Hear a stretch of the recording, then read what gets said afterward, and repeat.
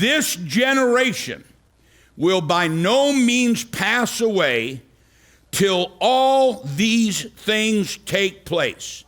Heaven and earth may pass away, but my word will by no means pass away. Now, Jesus is saying something here. He's not talking about, obviously, his first coming. He's obviously talking about his second coming. Because the Bible tells us, the prophet Isaiah tells us, he said, who has heard of such a thing? Who has even heard of such a bizarre thing? Can a nation be born in one day?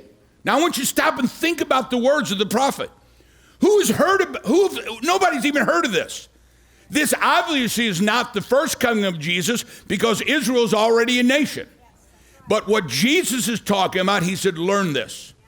He said, when you see this happen, not a generation will go. You look at what's happened since I wrote this book and the acceleration of preparation of Bible prophecy. You know, when the rapture takes place, I'm going. How many are going with me? You don't want to be, if you think it's crazy on the streets now, can you imagine what it'll be like when all holiness is gone? When all goodness is gone and there's no restraint? You don't want to be here. You know, I was thinking about this. I didn't put this in the book. I put in the book that God is preparing us for his outpouring. If I'd have known what was happening now, I'd have said God is preparing also to make sure you and I don't miss the rapture. We want to make that rapture. And God says, heaven may pass away, earth may pass away, but he says, my word will not pass away.